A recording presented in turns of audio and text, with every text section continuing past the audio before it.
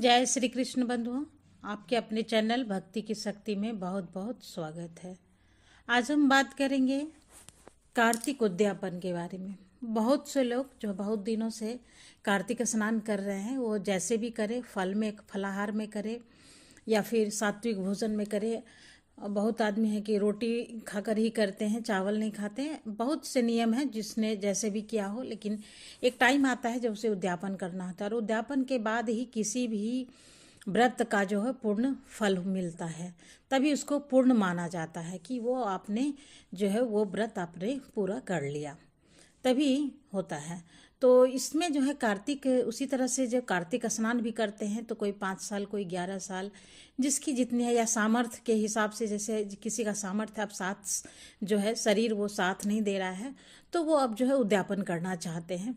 तो ऐसी स्थिति में उद्यापन हम कैसे करें, और उद्यापन जो मैं अभी अभी वीडियो में, मैं आप मेरे वीडियो में पूरा बने रहिए, तो उद्यापन भी जो मैं बताऊंगी एकदम से कम खर्च में, कम जो है आप कर सकते हैं, बहुत सरल विधि से आप कर सकते हैं। वैसे करने को तो आप जो है बहुत खर्च करके बहुत अच्छे से भी आप कर सकते हो, लेकिन जिसके पास, देखिए वैसे एक बात बता दूं, सबके पास जो है एक जैसा समय, सब एक जैसा सामर्थ्य नहीं होता है। तो अपने सामर्थ्य अनुसार मैं बता रही हूँ इस वीडियो में कि आपको कैसे कार्तिक उद्यापन करना है। तो चलिए उद्यापन के बारे में ही पहले आगे हम बात कर लेते हैं कि कैसे करना है। तो कार्तिक माह जो है वो पवित्र माह कहा गया है। कार्तिक माह भगवान श्रीमन नारायण, भगवान श्री हरि विष्णु जी का सबसे प्रिय माह है। कार्तिक माह को दामोदर माह भी कहा जाता है, क्यों? कार्तिक माह में भगवान श्री हरि विष्णु जी का जो है वास जल में होता है, इसलिए पूरे कार्तिक माह में स्नान, दीपदान, तुलसी पूजन, भगवान नारायण का पूजन और कार्तिक माह का नियम का बहुत बड़ा विधान है, बहुत बड़ा महत्व भी है, बहुत बड़ा उसका पुण्य भी है। लगभग सभी लोग कार्तिक माह का नियम, कार्तिक स्नान, दीपदान, तुलसी पूजन अवश्य करते हैं। जो लोग नहीं कर पाते हैं वह कार्तिक माह के अंतिम 5 दिन अर्थात कार्तिक माह के शुक्ल पक्ष देव उठनी एकादशी से लेकर कार्तिक पूर्णिमा देव दीपावली तक, इस 5 दिनों में ही वह नियम अपनाकर पुण्य को प्राप्त कर सकते हैं। लेकिन इस बार 2025 में कार्तिक माह का प्रारंभ हुआ है बुधवार 8 अक्टूबर को और कार्तिक माह का समापन हो रहा है बुधवार 5 नवंबर को। तो समापन, सनातन धर्म में किसी व्रत का या किसी नियम का उद्यापन करना जरूरी होता है। शास्त्र में भी कहा गया है कि यदि हम कोई व्रत रखते हैं, कोई नियम करते हैं, तो उसका उद्यापन करने से वह व्रत जो है पूर्ण माना जाता है, तभी वो पूर्ण होता है। इसलिए उद्यापन करना बहुत ज़रूरी होता है। जो लोग कि कार्तिक माह के में नियम किए हैं, न केवल स्नान, दीपदान, तुलसी पूजन करते हैं, फिर भी अपने सामर्थ्य अनुसार उद्यापन करना चाहिए। कार्तिक उद्यापन का शास्त्र में बहुत बड़ा महत्व बताया गया है, बहुत बड़ा विधान भी बताया गया है। पहले हम शास्त्र की बात कर लेते हैं कि शास्त्र क्या कहता है। कार्तिक माह की पूर्णिमा अर्थात जिस दिन कार्तिक माह की आखिरी दिन होती है, कार्तिक पूर्णिमा होती है, उस दिन गंगा जी में स्नान करें, साफ सुथरे स्वच्छ वस्त्र पहन लें, हवन करें, 60 ब्राह्मण जोड़े, यानी ब्राह्मण और ब्राह्मणी, इस तरह करके सहित जो है ब्राह्मण और ब्राह्मणी को भोजन कराएं। उन्हें वस्त्र, पादुका, छत्र माने छाता, दक्षिणा, बेड बिछावन जो कहते हैं, जिसे शास्त्र की भाषा में कहे तो सैयादान आदि देकर, महिलाओं को श्रृंगार आदि देकर, उनसे आशीर्वाद लेकर उनकी विदाई करें। लेकिन आज के समय में ऐसा करना थोड़ा मुश्किल हो गया है। जिसको सामर्थ्य है, जिनको सामर्थ्य भी है, उन्हें इतने लोग, इतने ब्राह्मण ब्राह्मणी मिलना बड़ा मुश्किल हो जाता है।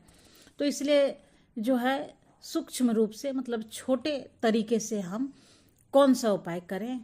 तो भाई सबको सामर्थ्य भी नहीं है तो हम इतना भोजन करा सके, इतने लोग को इकट्ठा कर सके। सबसे ज़्यादा तो ये मैं कहूँगी, इतने लोगों को इकट्ठा करना भी आज के समय में बहुत मुश्किल काम हो गया है। लोग इतने मिलते भी नहीं हैं, तो हम सूक्ष्म रूप से कैसे करें, तो जिससे हमारा उद्यापन भी हो जाए और हमारा पूर्ण फल उसे प्राप्त भी हो जाए। जिनकी सामर्थ्य हो वो इस तरह कर सकता है, लेकिन जिनके पास सामर्थ्य नहीं है वो सूक्ष्म रूप से चाहे तो कर सकते हैं, या अपने से भी कर सकते हैं। किसी ब्राह्मण पंडित पुजारी की आवश्यकता नहीं है, आप खुद से अपने से भी कर सकते हैं। तो कार्तिक पूर्णिमा का दिन प्रातः स्नान कर लीजिए, गंगा जी में स्नान करें। अगर गंगा जी नहीं जा पा रहे हैं तो आप जो है अपने नहाने वाले जल में जो है उसमें थोड़ा सा गंगा जल डालकर स्नान कर लें, साफ सुथरे वस्त्र पहन लें। प्रतिदिन की तरह आप जैसे पूजा पाठ करते हैं वैसे पूजा कर लीजिए। तुलसी पूजन, दीपदान, भगवान नारायण का पूजन, सूर्य का अर्घ, जैसे आप प्रतिदिन कर रहे हैं आप वैसे ही करिए। उसके बाद में आप छोटी सी एक हवन कर लीजिए। आम की लकड़ी जलाकर, तुलसी की सूखी लकड़ी छोटी छोटी सी, इतनी सी, एकदम छोटी छोटी सी, आप 1-1 इंच की जो है 108 लकड़ी जो है टुकड़ा कर लीजिए। एक कटोरी में घी रख के वही लकड़ी घी में डुबो कर उसे हवन करना है। और हवन करने में जो मंत्र कहा जाएगा वो होगा ओम नमो भगवते वासुदेवाय, ओम नमो भगवते वासुदेवाय। इस मंत्र का जो है 108 बार घी लगाकर तुलसी की लकड़ी हवन में समर्पित करना है।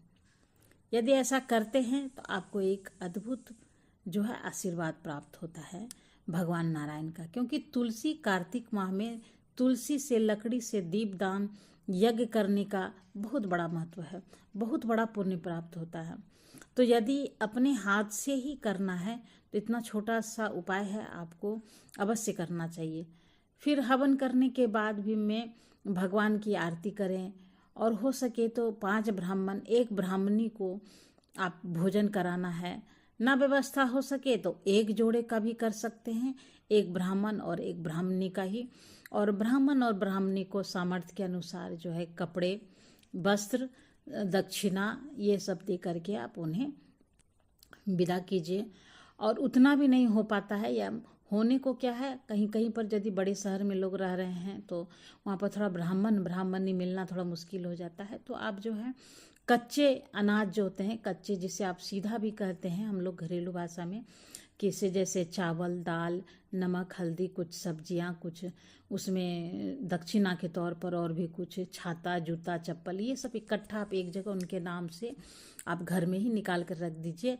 अब फिर जब समय मिले तो आप मंदिर में जाकर किसी पंडित को, मंदिर में तो पंडित मिलते ही हैं, किसी पंडित को आप दान दे दीजिए। तो आप इतना तो कर ही सकते हैं और इतना करना ही होगा, इससे ज़्यादा सूक्ष्म में तो हो नहीं सकता है। ठीक है, तो इस तरह से आप कर लीजिएगा। और ब्राह्मणी के लिए जो है कुछ श्रृंगार का सामान भी आपको उसके साथ में देना होगा। तो उसके ब्राह्मण को आप वस्त्र देंगे, जनेऊ देंगे, तो ब्राह्मणी को आप जो है वस्त्र के साथ श्रृंगार का सामान देंगे। ठीक है, तो इस तरह से आप जो है इसका नियम आप कर लीजिएगा। सीधा निकाल के रखने के बाद आप फिर जो है भगवान से आप प्रार्थना करें कि भगवान इस माह में किसी प्रकार की भूल चूक, किसी सामान की अभाव, किसी प्रकार का भूल चूक से त्रुटि हो गई हो, गलती हो गई हो, तो भगवान हमारी गलती को क्षमा करें और हमारे उद्यापन को स्वीकार करें। ऐसा बोलकर सामग्री भगवान पर स्पर्श करा के आप जो है जो ब्राह्मण को दान दीजिए। जो लोग चातुर्मास का नियम करते हैं, अर्थात आषाढ़ से चारों चातुर्मास का नियम करते हैं, तो वो भी इस तरह का उद्यापन करेंगे। जिनकी सामर्थ्य है आचार्य के द्वारा करें, नहीं सामर्थ्य हो तो स्वयं पूजन करके उद्यापन कर सकते हैं। तो जैसे व्यवस्था आपको लगे, जैसी आपकी शक्ति हो, आपकी भक्ति हो, वैसे आपको उद्यापन कर लेना चाहिए। परंतु ध्यान रहे कुछ ना कुछ आपको कार्तिक पूर्णिमा पर, देव दीपावली पर दान अवश्य करना चाहिए, तभी आपका ये जो है मास सार्थक माना जाएगा। जानकारी आपको अच्छी लगी है तो एक लाइक ज़रूर कीजिएगा। शेयर करना तो मैं बार बार आपको कहती हूँ, शेयर करना तो बिल्कुल में नहीं भूलिएगा। और आपको मेरी वीडियो पसंद आती है तो यदि आपने सब्सक्राइब नहीं किया है तो प्लीज़ मेरे चैनल को सब्सक्राइब कर लें, बेल आइकन को प्रेस कर लें। तो मिलते हैं फिर अगले वीडियो में एक नई जानकारी के साथ। तब तक के लिए नमस्कार। Thanks for watching.